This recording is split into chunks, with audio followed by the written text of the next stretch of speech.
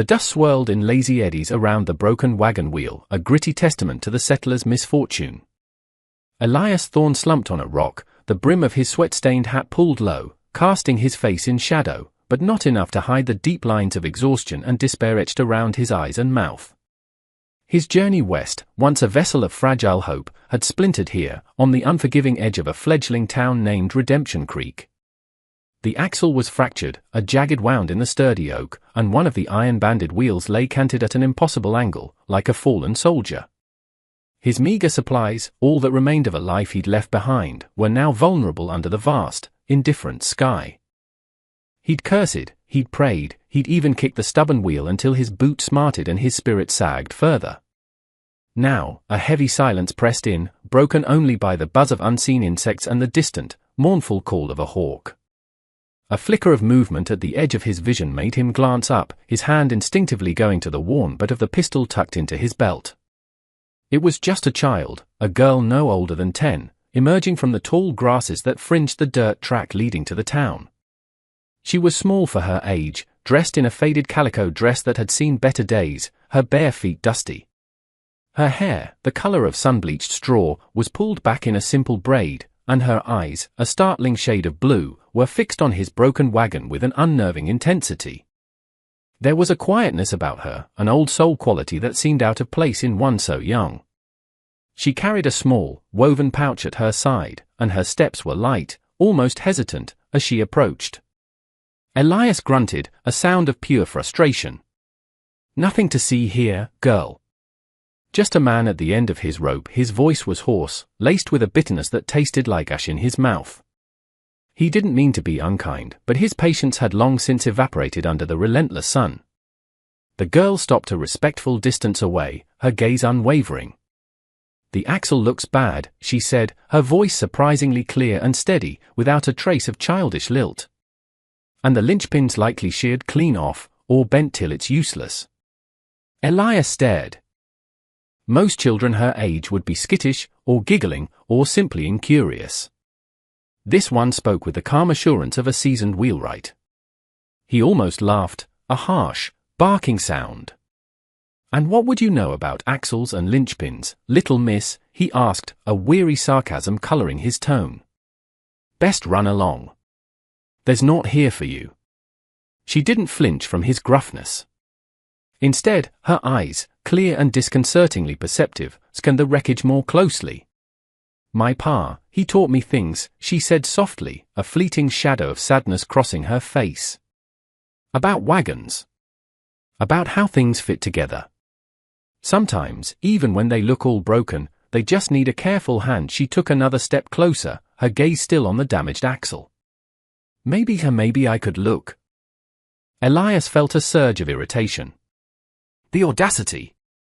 A slip of a girl, offering to meddle where he, a grown man, had failed.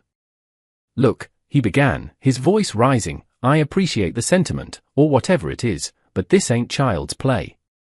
This here is my whole life spilled out on the dirt. I need a blacksmith, not a curious child." He waved a dismissive hand. "Go on now. Your ma will be wondering where you are." The girl's shoulders drooped slightly, but her gaze didn't waver from the wagon. "My ma's gone," she said, the words simple, devoid of self-pity, yet they hung in the air with a quiet weight. "And the blacksmith, Mr. Grumbles, he's laid up with the fever.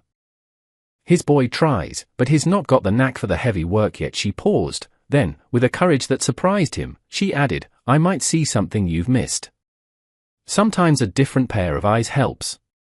Elias was about to retort, to tell her firmly to leave him to his misery, but something in her earnest gaze, in the quiet dignity of her small frame, gave him pause. He was tired, so bone-weary that the world seemed to tilt and sway if he stood too quickly. What did he have to lose? A few more minutes of wasted time? His situation could hardly get worse. He sighed, a long, shuddering breath that seemed to carry away the last of his resistance. "Fine," he muttered, more to himself than to her. "Fine. Look all you want.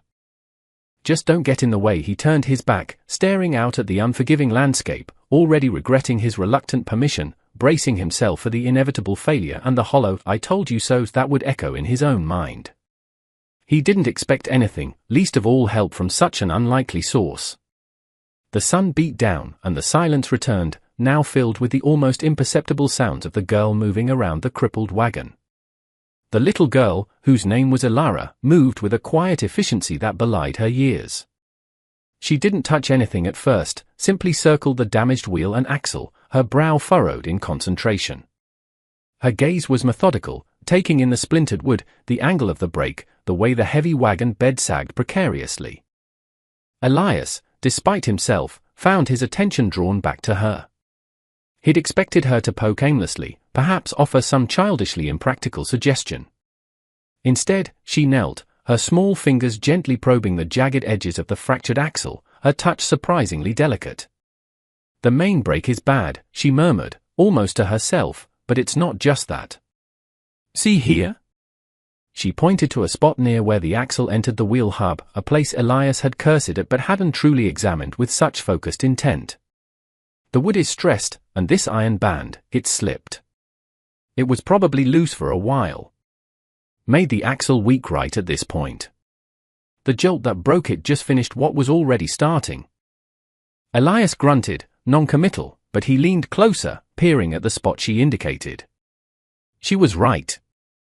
He'd been so focused on the dramatic snap, he hadn't considered the contributing factors.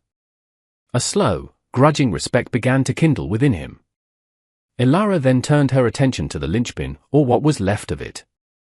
As she predicted, it was horribly bent, almost sheared.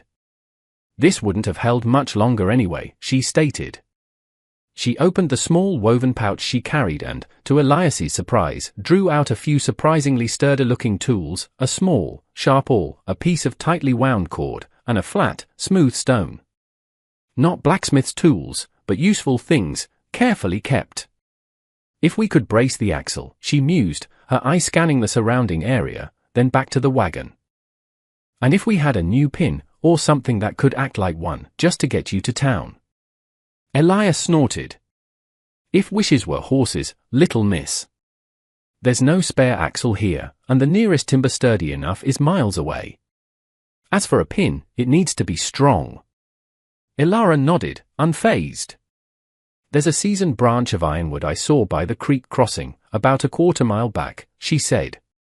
"Thick as my wrist. If it could be shaped. And for the brace." Her eyes lit on a spare plank of wood tied beneath the wagon bed, one Elias had forgotten he even had. "That might do. If we can wedge it tight." Without waiting for his approval, she set about her task with a quiet determination. She showed Elias how to use his own heavier axe to carefully trim and shape the ironwood branch she directed him to retrieve, her instructions precise. She explained how the grain needed to run, how to avoid splitting it. He found himself obeying, a strange sense of unreality washing over him as he worked under the direction of this small child. Her hands, though tiny, were nimble and surprisingly strong as she used the awl to clean out the damaged hole for the linchpin, and then, with Elias's help providing the brute force, they managed to leverage the spare plank into place, creating a crude but surprisingly effective splint for the fractured axle. The most difficult part was crafting a new linchpin from the ironwood. It took time, with Elara patiently showing Elias how to shave it down with his knife, using her smooth stone to burnish it. It wasn't perfect, not like forged iron, but it was solid. As they worked, a fragile camaraderie began to form. He learned her name, Elara, and she spoke a little more about her father, a wanderer and mender of things, who had taught her to see the world in terms of how it worked, and how it could be fixed. Finally, with a great deal of grunting and careful maneuvering, they managed to reseat the wheel and slide the makeshift ironwood pin into place. It held. The wagon stood, if not perfectly, then at least upright and seemingly capable of slow movement. Elias stared at it, then at Elara, a sense of profound disbelief washing over him. This child, this tiny, quiet girl had done what he, in his despair, had deemed impossible. As Elara wiped a smudge of grime from her cheek with the back of her hand, the late afternoon sun caught something on her finger. A ring. It was an incongruous sight on such a small, work-stained hand, an old, silver ring, intricately carved with a pattern of what looked like intertwined vines and a single, small, deep blue stone, almost black in the fading light. It was clearly old, and of a quality far removed from her simple dress and bare feet. "That's quite a ring you have there, Ilara," Elias said, his voice softer now, touched with a genuine curiosity that surprised even himself. The immediate crisis of the wagon was over, and this small, glinting object seemed to suddenly command his attention.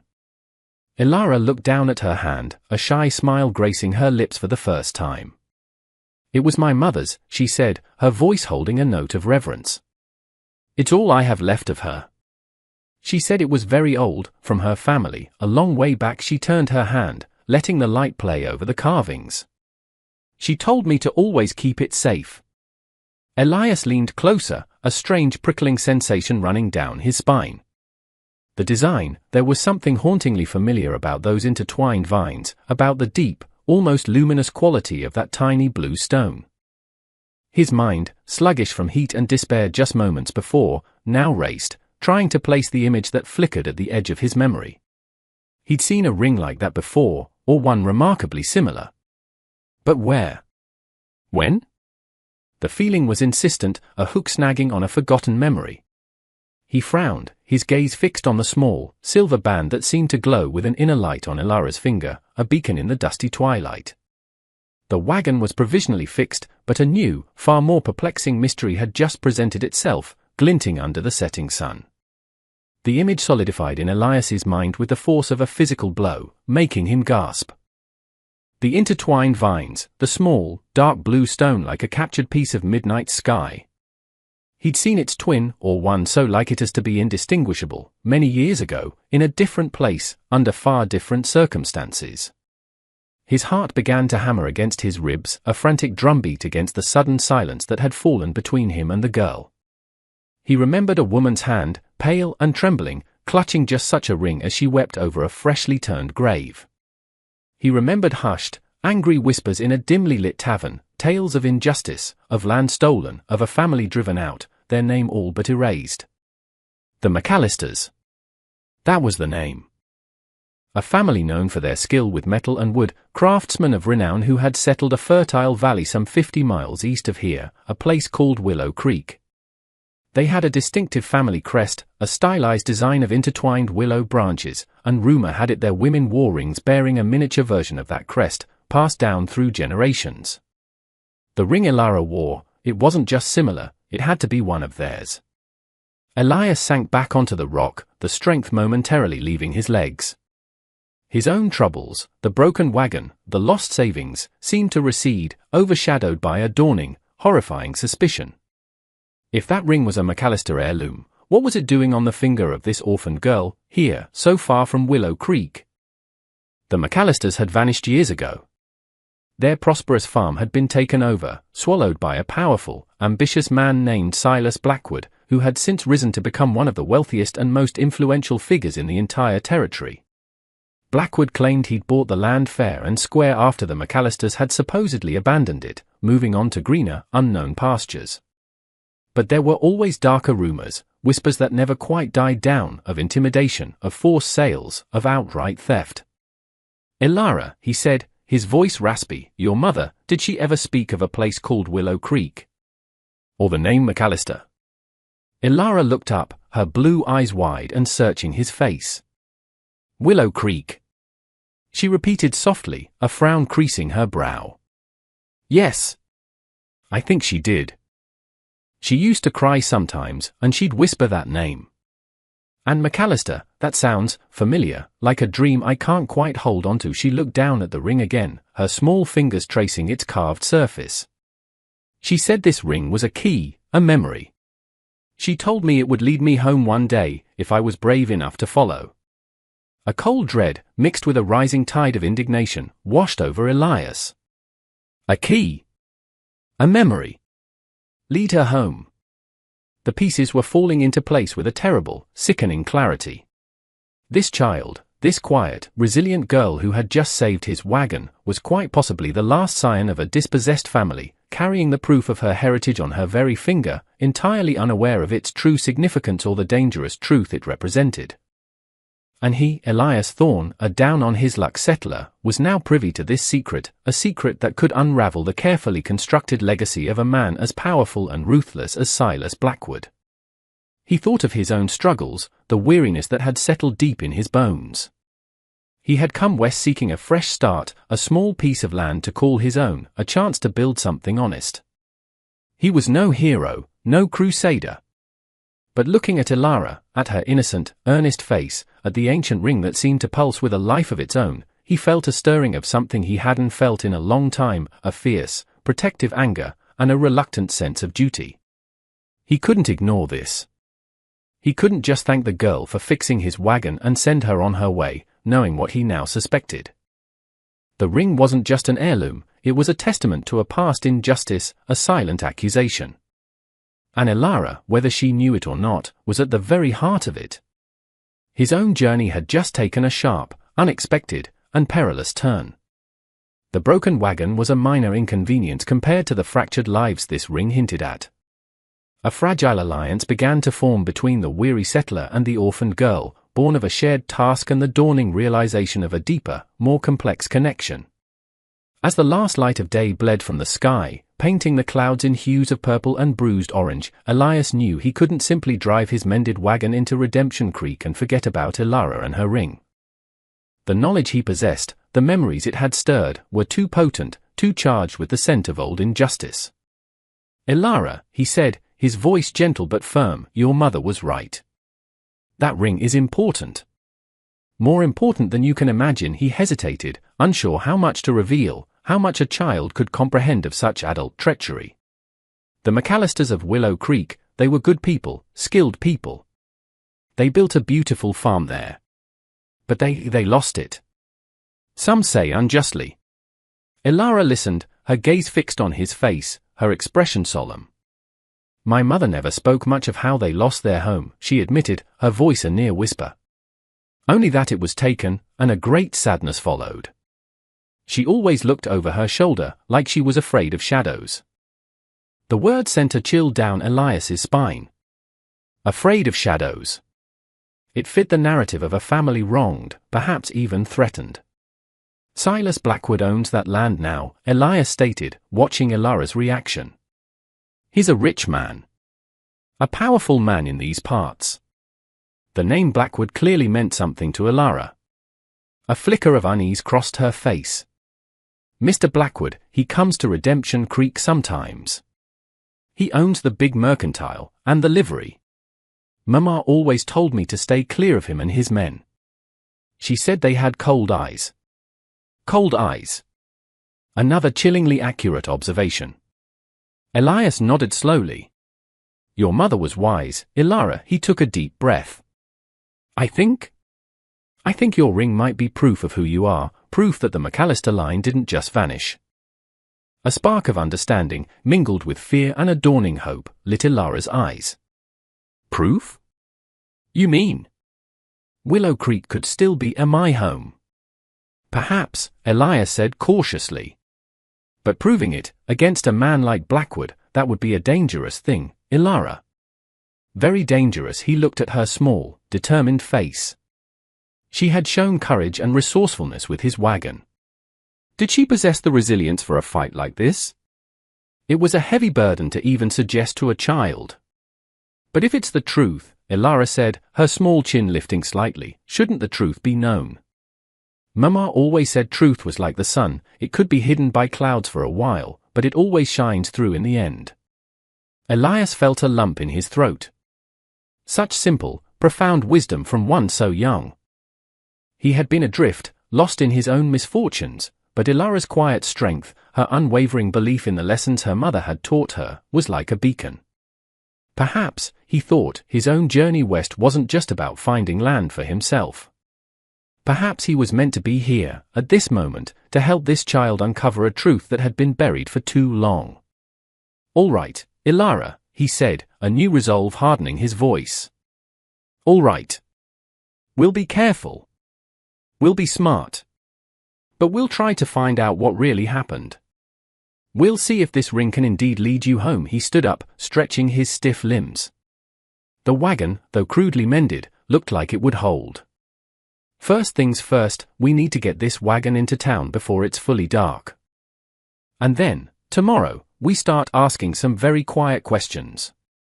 Ilara's face, illuminated by the rising moon, seemed to glow.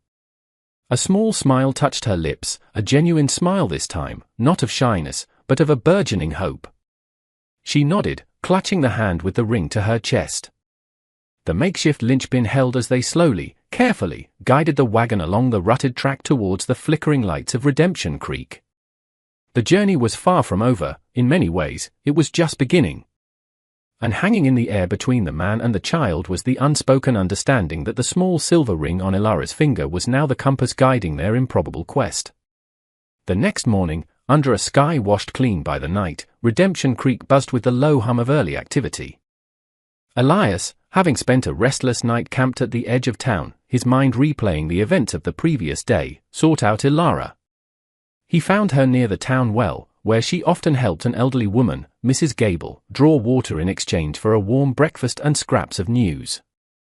Mrs. Gable was known as the town's living memory, a woman whose sharp eyes had seen Redemption Creek grow from a handful of cabins to a bustling, if still rough-edged, settlement.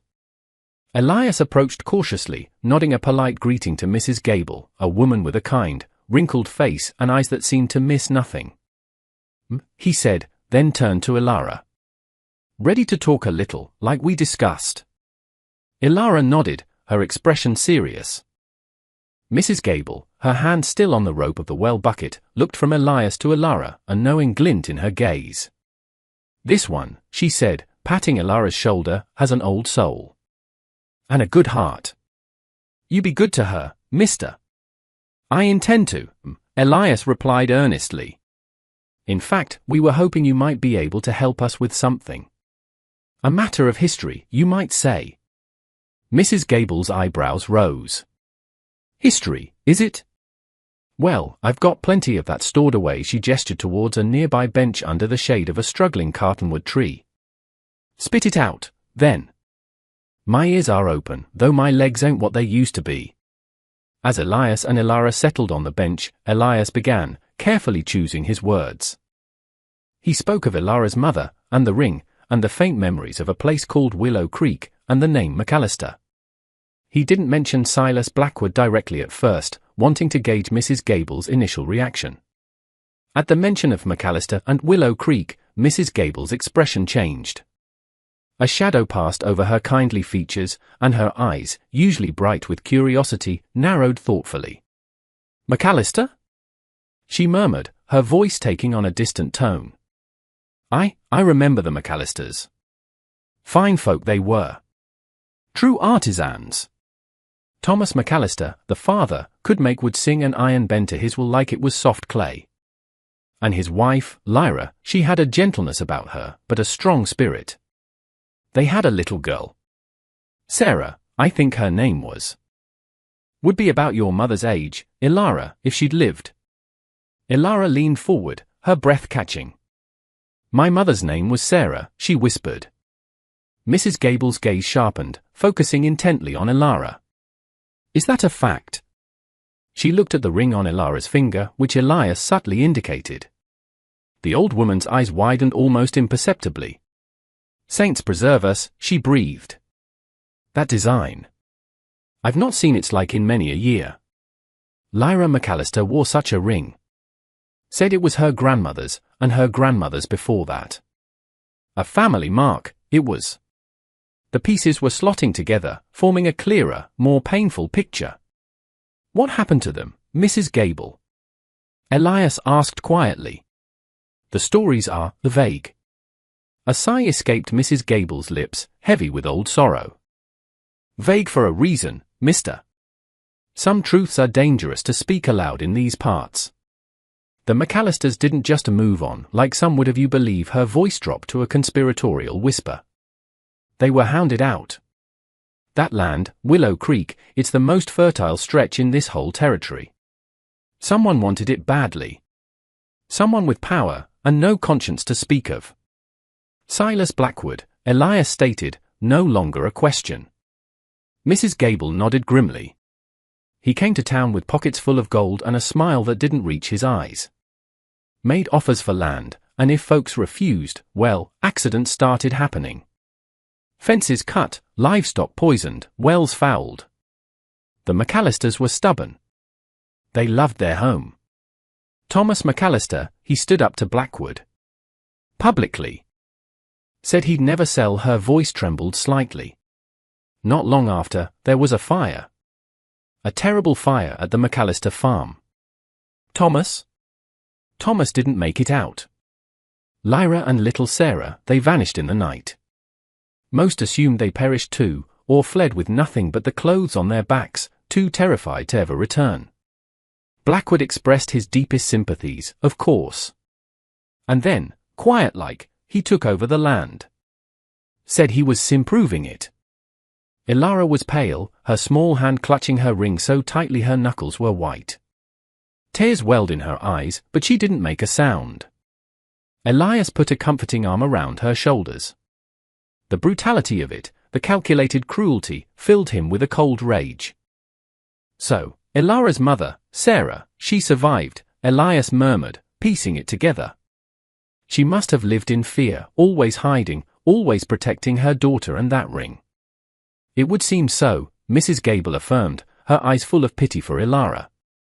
And if that ring is what I think it is, and you are who I think you are, child. She looked directly at Ilara. Then Silas Blackwood has a secret he'd kill to keep buried. Her words hung heavy in the morning air. Just then, a shadow fell over them. A tall, broad-shouldered man in a dusty duster coat, a holstered gun prominent on his hip, had approached unheard. His eyes, small and hard like pebbles, swept over the trio. It was Jedediah Croft, Blackwood's notorious foreman, a man whose reputation for unpleasantness preceded him. Mrs. Gable, Croft drawled, his voice like gravel. Filling folks' heads with your old wives' tales again. His gaze lingered on Elias, then on Ilara, a hint of suspicion in his eyes. New in town, are you, mister? Best be careful what stories you listen to.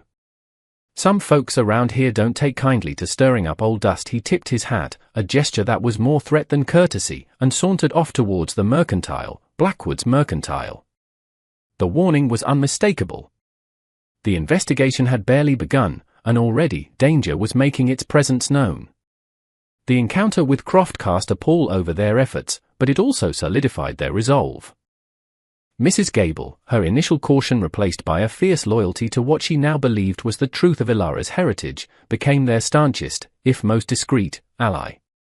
Blackwood's got ears everywhere, she warned them later that day, her voice hushed as they gathered in her small, tidy cabin behind the well. Croft's sighting of you talking to me will already be back to him. We need to be smarter than his malice.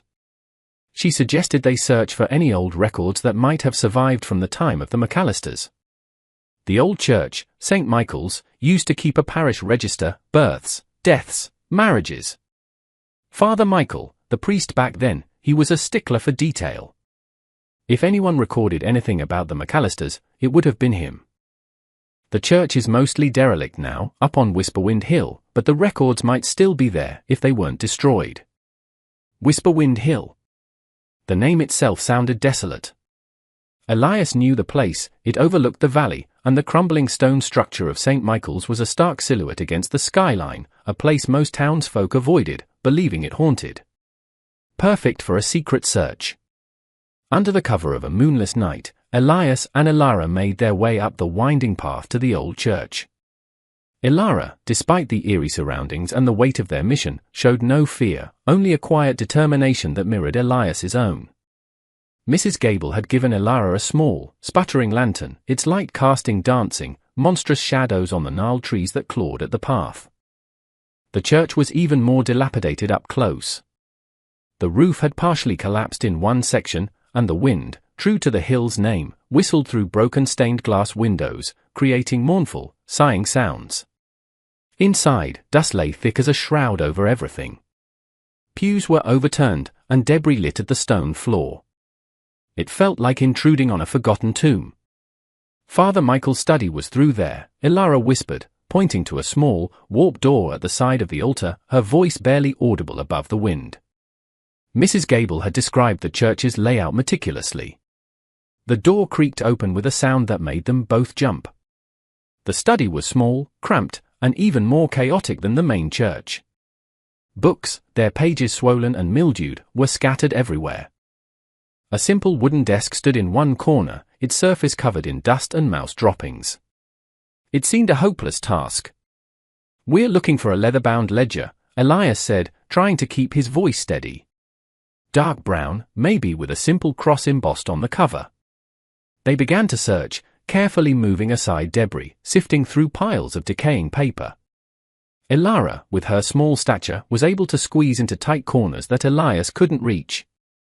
Her fingers, surprisingly adept, gently turned brittle pages, her eye scanning for any mention of the McAllister name. Hours seemed to pass. The lantern light flickered, threatening to die. Despair began to creep in, cold and insidious as the damp air of the church. Then, Elara let out a small gasp. "Elias! Look!" She was crouched beside a toppled bookshelf, pulling at something wedged beneath it. It was a heavy, leather-bound book, its cover stained and warped, but undeniably the ledger Mrs. Gable had described. A simple, faded gold cross was just visible beneath the grime. With trembling hands, Elias helped her pull it free. They carried it to the rickety desk and, by the guttering light of the lantern, carefully opened it. The ink on the pages was faded, the script old-fashioned, but legible. Page after page of births, baptisms, marriages, deaths, names of people long gone, their lives briefly recorded by Father Michael's diligent hand. Elara, her finger tracing the lines, suddenly stopped. "Here," she breathed, her voice filled with a mixture of awe and trepidation. McAllister. There it was. An entry for Thomas McAllister, and his wife, Lyra. And then, another entry, a baptism, Sarah Elara McAllister, daughter of Thomas and Lyra McAllister, born this year of our Lord. Following the entry for Sarah's baptism, Father Michael had made a notation, something highly unusual for such a formal register. In spidery, hurried script, he had written, "Presented at baptism with the ancestral McAllister ring, silver with intertwined willow branches and lapis lazuli, a mark of her lineage." Elias stared at the words, his heart pounding. Lapis lazuli. That deep blue stone. Intertwined willow branches. It was an exact description of the ring Elara wore. This was it. This was the undeniable link, recorded by an impartial hand years ago, long before Blackwood's reign of greed began. This ledger, this forgotten book in a ruined church, was a crucial piece of evidence. It corroborated Elara's claim, tied her directly to the McAllister name and, by extension, to Willow Creek. But as they savored their discovery, a floorboard creaked near the main entrance to the church. Elias doused the lantern instantly, plunging them into near-total darkness. They froze, listening, their breath held tight. Footsteps. Heavy, deliberate footsteps, crunching on the debris in the nave. Someone else was in the church. Someone who was not supposed to be there. The wind howled outside, a fitting soundtrack to the sudden, terrifying realization that their secret search might not have been so secret after all. The hunt for truth had just become a desperate game of survival. The footsteps drew closer, slow and deliberate, echoing ominously in the cavernous space of the ruined church. Elias motioned urgently for Elara to hide, pushing her gently towards the dark recess behind the overturned altar, a space barely large enough for her small form. He pressed the heavy ledger into her hands. "Keep this safe, no matter what," he whispered, his voice tight. "Don't make a sound," Elara nodded, her eyes wide but resolute in the darkness, clutching the precious book to her chest. Elias flattened himself against the cold stone wall of the chancel, his hand gripping the worn handle of his pistol, its cold weight a grim comfort. He strained his ears, trying to pinpoint the intruder's location. The footsteps paused, then resumed, moving towards the small study where they had been just moments before. A sliver of moonlight, breaking through a gap in the clouds, momentarily illuminated the figure stepping through the study doorway. It was Jedediah Croft, Blackwood's foreman, his face set in a grim sneer, a lantern held aloft in one hand, a heavy riding crop in the other. "Thought I heard my skittering around up here," Croft drawled, his voice amplified by the church's acoustics. or maybe just rats, stirring up things best left buried. His gaze swept the small, disordered room, lingering on the disturbed books, the faint scent of their recently extinguished lantern. He knew they'd been there. Elias's mind raced. Croft wasn't alone. He could hear the faint jingle of harness and the snort of a horse from outside the church, likely another of Blackwood's men waiting. A direct confrontation was out of the question, especially with Elara to protect. They needed to escape, but Croft blocked the only clear exit from the study. Croft took a step further into the study, his lantern casting grotesque, dancing shadows. He kicked at a pile of discarded papers. "Wasting your time, whoever you are. Some histories are best left unwritten." Mr. Blackwood sees to that. Suddenly, a gust of wind slammed a loose shutter against a window frame with a loud bang, startling Croft. He spun around, his lantern light wavering. In that brief moment of distraction, Elias saw his chance. He darted from his hiding place, not towards the study exit, but towards the far side of the chancel, where a section of the wall had crumbled, offering a potential, if perilous, escape route down the steep, overgrown hillside behind the church. "There you are," Croft snarled, spotting the movement. He lunged out of the study, abandoning any pretense of searching. "You won't get far." Elias scrambled towards the gap in the wall, shouting back, "Looking for something, Croft? Or just enjoying the midnight air?" He hoped to draw Croft's attention fully onto himself, giving Elara a chance to remain hidden or slip away. Croft charged, faster than Elias had anticipated. Elias reached the crumbling opening just as Croft swung the riding crop. The lash whistled past his ear, striking the stone with a sharp crack. Elias didn't hesitate. He threw himself through the gap, tumbling down a short, sharp incline of loose earth and scree, landing heavily but managing to stay on his feet. "After him!" Croft bellowed to his companion outside. "Don't let him get away." Elias could hear the other man scrambling to follow. He pushed himself up, ignoring the scrapes and bruises, and plunged into the dense undergrowth that covered the hillside, heading away from the main path. He had to lead them away from Elara, away from the church and the precious ledger. Meanwhile, back in the church, Elara, hidden behind the altar, heard the commotion. She heard Elias's shout, Croft's angry response, and the sounds of pursuit fading down the hillside. Her heart pounded in her chest like a trapped bird. She knew Elias was trying to protect her, to protect the ledger. She clutched it tighter. She had to get out, but Croft might return, or the other man. Then she remembered something Mrs. Gable had told her about the old church. "There's an old priest's door, hidden behind the tapestry and the sacristy," the old woman had said. "Leads out to the old cemetery. Father Michael used it when he wanted some peace, or when unwelcome visitors came to the front." The sacristy. It was a small room off the chancel, near where she was hiding. Taking a deep breath, Elara slipped from her hiding place. The main body of the church was empty now, Croft and his man presumably chasing Elias. Moving like a shadow, she crept into the sacristy. A faded, moth-eaten tapestry hung on one wall. With trembling fingers, she pulled it aside. There, almost invisible against the stone, was the outline of a small, narrow door. It had no visible handle, just a small, cleverly disguised indentation. She pressed it, and with a faint click, the door swung inward silently, revealing a dark, narrow passage. Clutching the ledger, Elara slipped through the opening and pulled the hidden door shut behind her. The passage was short, leading her out into the overgrown, moon-dappled cemetery, filled with leaning, weathered headstones. She didn't pause. She knew she had to get back to Mrs. Gable, to safety. The ledger was their proof, their hope. As she hurried through the long grass, the sounds of the pursuit on the other side of the hill seemed to fade, replaced by the chirping of crickets and the frantic beating of her own young heart. She had escaped, and the truth, bound in old leather, was still safe in her hands. The stakes had been raised terrifyingly high. Blackwood was clearly aware of their inquiries, and he was prepared to use force to stop them. Elias managed to lose his pursuers in the dense, unfamiliar woods that skirted Whisperwind Hill. He doubled back eventually, bruised and scratched but otherwise unharmed, his mind consumed with worry for Ilara. He approached Mrs. Gable's cabin with extreme caution, relief washing over him in a dizzying wave when he saw a faint light in her window. He tapped a prearranged signal on the door. It opened a crack, and Mrs. Gable's anxious face appeared. "Elias! Thank the heavens! Ilara is here. She's safe." He stumbled inside, his body aching, to find Ilara sitting at the small table, the precious ledger open before her.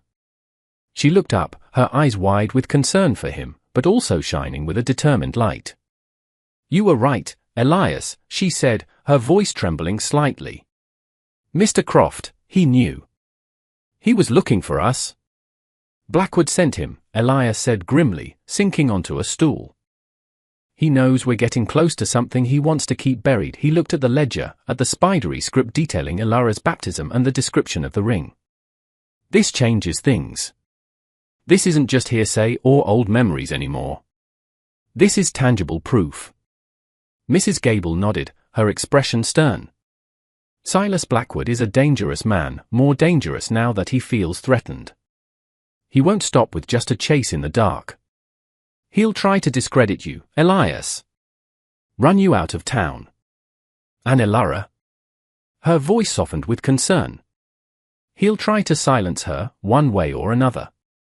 That ring, and now this ledger, they are a direct threat to everything he's built on lies." A heavy silence filled the small cabin. The weight of their situation pressed down on them. They had the truth, but the truth was a perilous weapon against a man who controlled so much of Redemption Creek, its commerce, its law, its fear. "What do we do?" Ilara asked, her small voice cutting through the tension. "We can't just hide this, can we?" Elias looked at her, at the courage that burned so brightly in her young eyes. She was right. They hadn't come this far, risked this much, to cower in the shadows. "No, Ilara," he said slowly, a plan beginning to form in his mind, desperate and audacious though it was. "We don't hide it. We bring it into the light. Blackwood thrives in darkness and secrets. We need to find a way to expose him publicly, where his power and intimidation won't be as effective." "But how?" Mrs. Gable interjected, her brow furrowed with worry. "He controls the town council. The sheriff is in his pocket. Any official channels are closed to us." Elias's gaze fell upon a handle tacked to Mrs. Gable's wall, an announcement for the upcoming Redemption Creek Founders' Day celebration, scheduled for the end of the week. Silas Blackwood's name was prominently featured as the main benefactor and keynote speaker. An idea, bold and risky, began to take shape. Founders' Day, Elias mused aloud. Blackwood will be there, preening in front of the whole town, talking about his contributions, his vision. He looked from Mrs. Gable to Ilara. What if the town heard a different story that day? What if they heard the truth about the real founders of Willow Creek's prosperity, the McAllisters? What if they saw the proof with their own eyes? Mrs. Gable gasped. "You mean to confront him? Publicly? At the celebration?" "It's our best chance," Elias argued, a spark of desperate energy igniting within him. "He won't expect it. In front of everyone, his usual tactics of threats and violence will be harder to employ. If we can present the evidence clearly, compellingly, if Ilara can tell her story." Ilara straightened her small shoulders. "I can," she said, her voice surprisingly firm. "I can tell them about my mother, and my grandfather. I can show them the ring, and the ledger. It's the truth." The plan was fraught with danger. Blackwood would be furious, his response unpredictable. But it was also their only real opportunity to bypass his network of control and appeal directly to the conscience of the townspeople, many of whom had their own quiet grievances against Blackwood's heavy-handed influence. Over the next few days, they prepared in secret.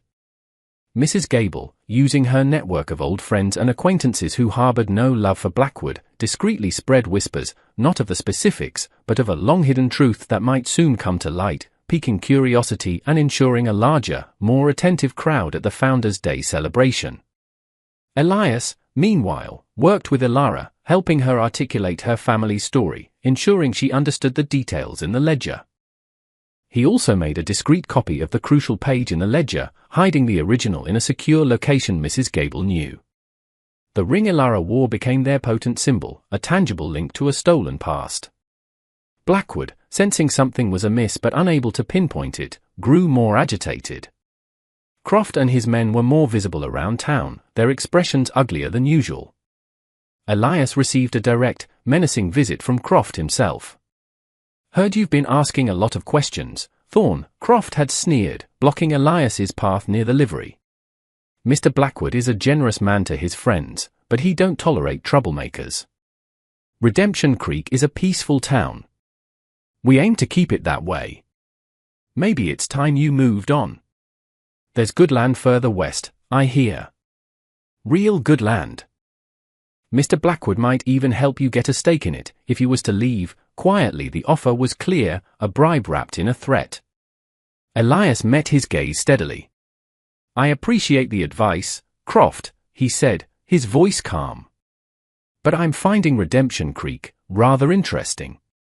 I think I'll stay a while." Croft's eyes narrowed, and he spat on the ground before turning away. The lines had been drawn. The confrontation was inevitable. The quiet determination of a little girl with a silver ring was about to challenge the foundations of a powerful man's empire of deceit. The morning of Redemption Creek's Founders' Day dawned bright and clear, a perfect sky belying the storm of confrontation brewing below.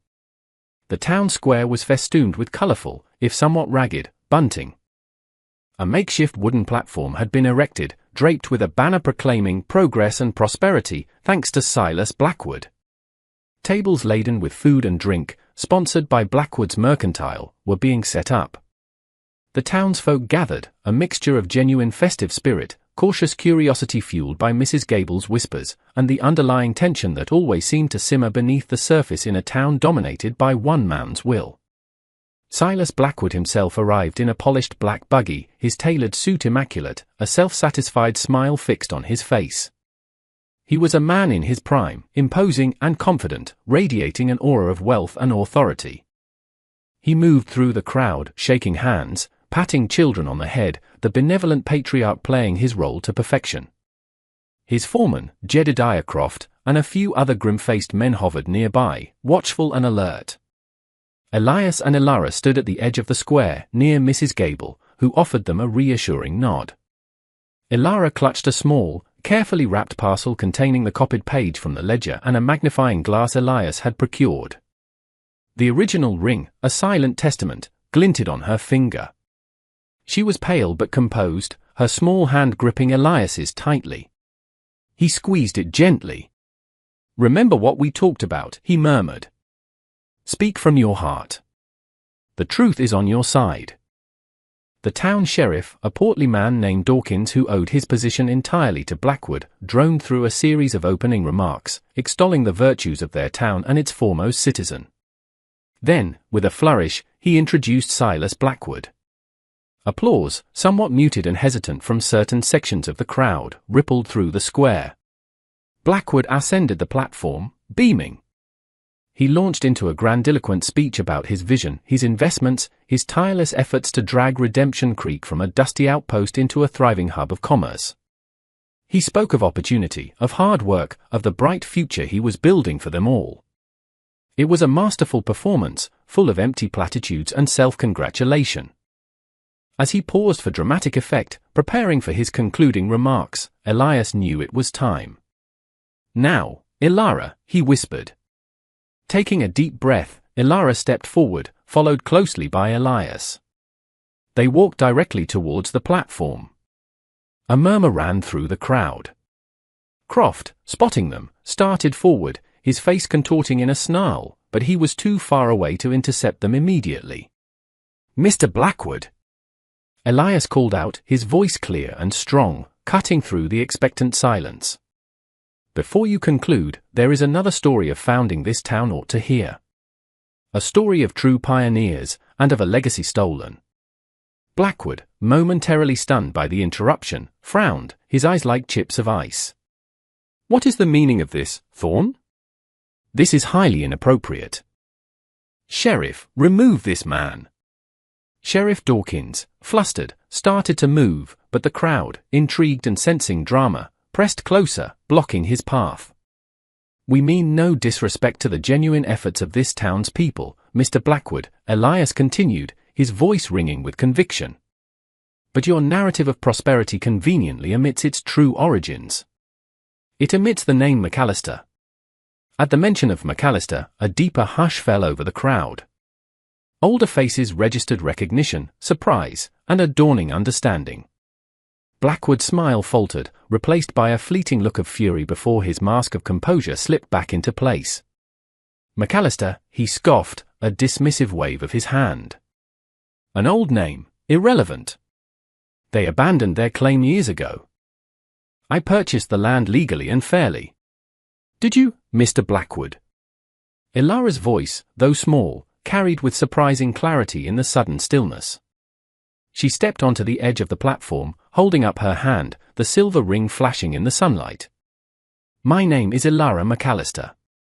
My mother was Sarah McAllister, and her father was Thomas McAllister. This was his land. This was his ring, passed down through generations, a mark of our family, who settled Willow Creek and made it flourish long before you came." A collective gasp went through the crowd. All eyes were on the small girl and the ring she displayed. Blackwood's face darkened. "This is preposterous. A child's fantasy, no doubt coached by this troublemaker." He jabbed a finger at Elias. "She has no proof." "Oh, but she does, Mr. Blackwood," Elias countered calmly. He gestured to the parcel Ilara held. "Ilara, show them." With steady hands, Ilara unwrapped the copied page from Father Michael's ledger and the magnifying glass. "This is from the St. Michael's Church Register," she announced, her voice gaining strength. "It records the baptism of my mother, Sarah Ilara McAllister. And it describes this very ring, silver with intertwined willow branches and lapis lazuli, a mark of her lineage, given to her then." She held up the magnifying glass over the ring, then over the script on the page, inviting those closest to the platform to see. Several respected elders of the town, including the local school teacher and the doctor, pressed forward, peering intently. They looked from the ring to the ancient script, their expressions growing grave. "The handwriting is indeed Father Michael's," the school teacher, a prim woman known for her integrity, declared, her voice carrying authority. "And the description matches the ring perfectly." Blackwood was visibly shaken now, his composure cracking. "This is a forgery. A trick. These people are liars, trying to extort me." "Then perhaps you can explain the fire, Mr. Blackwood." Elias pressed, his voice like steel. "The fire that killed Thomas McAllister after he publicly refused to sell you his land? The fire that forced his wife and young daughter to flee in terror, to live lives of fear and hiding, until Sarah, Ilara's mother, died, leaving her daughter an orphan with nothing but this ring and the fragmented memories of a stolen heritage." The crowd was in an uproar now, angry shouts directed at Blackwood mixing with murmurs of sympathy for Ilara. Croft and his men tried to push forward, but the townsfolk, emboldened by the revelations and their sheer numbers, stood their ground, forming a protective circle around Ilara and Elias. Ilara stood tall, her small face etched with a sorrowful dignity. "My mother never forgot Willow Creek," she said, her voice trembling but clear. "She told me this ring would lead me home. She told me truth, like the sun, always shines through. All I ask is for the truth to be acknowledged. For my family's name to be cleared, and their memory honored." She looked directly at Blackwood, her innocent gaze a powerful indictment. "You built your prosperity on my family's ashes and tears, Mr. Blackwood. That is not true founding. That is theft." The accusation hung in the air, stark and undeniable. Blackwood, his face a mask of rage and desperation, opened his mouth to retort, but no words came. He was exposed, his carefully crafted facade shattered by the irrefutable testimony of a child's ring and a forgotten ledger. The power he had wielded through fear and manipulation seemed to evaporate under the collective gaze of the community he had sought to control. The sun, indeed, was beginning to shine through the clouds of deceit.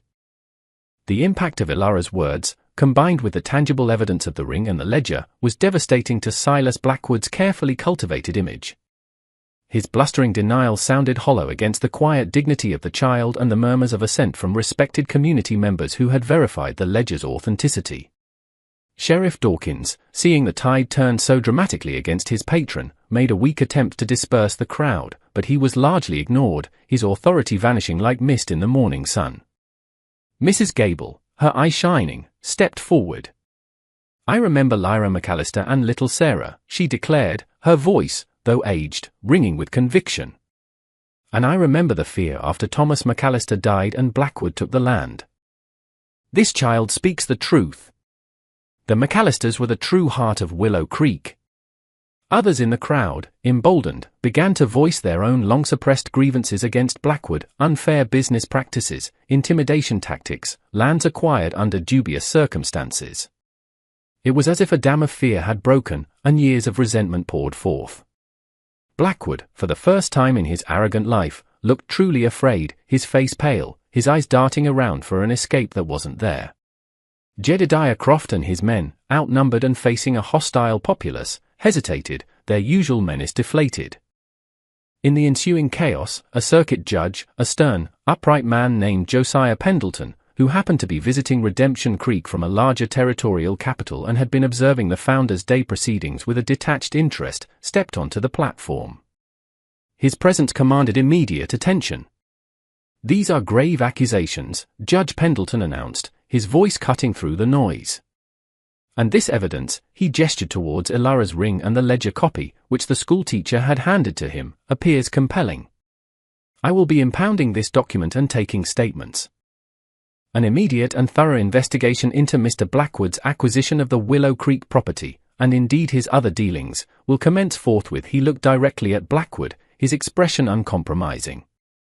"Mr. Blackwood, you will remain in Redemption Creek and make yourself available to my inquiries. Any attempt to leave or interfere will be met with the full force of the law."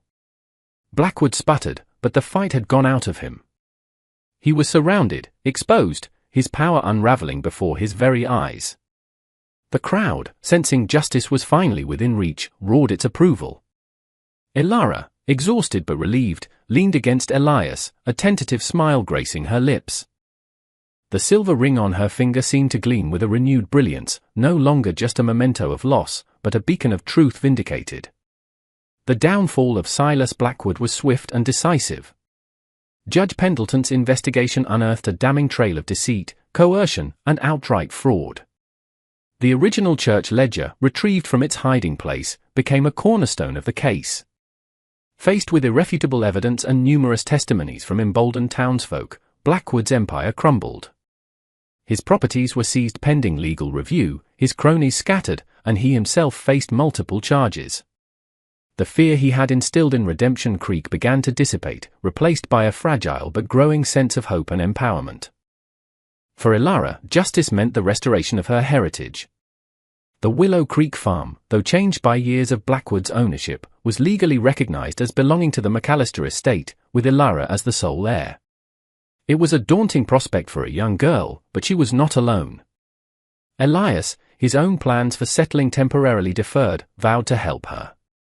Many in Redemption Creek, moved by her courage and ashamed of their previous silence, offered their support, tools, and labor to help restore the farm to its former glory. Epilogue, 5 years later. The sun cast a warm, golden glow over the thriving fields of Willow Creek Farm. The farmhouse, once neglected, now stood proud and welcoming, its windowsills bright with flowers. The intertwined willow branches of the McAllister crest, newly carved by a grateful craftsman from Redemption Creek, adorned the gate. Ilara, now a young woman of 15, stood on the porch, her gaze sweeping over the land that was her birthright. The silver ring, still on her finger, was a constant reminder of her journey, of loss and discovery, of courage and the enduring power of truth. She was no longer the timid, overlooked orphan, but a respected and beloved figure in the community, known for her wisdom, her kindness, and her deep connection to the land. Elias Thorne had found his place too. He had established his own modest farm on a neighboring plot, a gift from a grateful Ilara and the town council, which was now run by honest, elected members. He remained Ilara's closest friend, advisor, and protector, a surrogate father figure who had helped her navigate the complexities of her new life.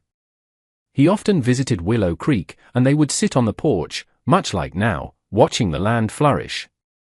Redemption Creek itself had transformed. With Blackwood's oppressive influence gone, a new spirit of cooperation and fairness had taken root. The town was genuinely prospering, built on honest labor and mutual respect rather than fear and exploitation. Mrs. Gable, now frail but still sharp as ever, often told the story of Founder's Day, of how a little girl with a ring and a weary settler had dared to speak truth to power, inspiring a whole town to reclaim its soul. Ilara smiled, touching the ring. Her mother's words echoed in her memory, "It will lead you home one day, if you are brave enough to follow." She had been brave, and she had found her home. More than that, she had helped an entire community find its own redemption. The ring was more than just silver and stone, it was a symbol of resilience, a testament to the fact that even the smallest voice, armed with truth, can change the world, and that justice, though sometimes long delayed, can ultimately prevail, shining as brightly and as surely as the sun over Willow Creek.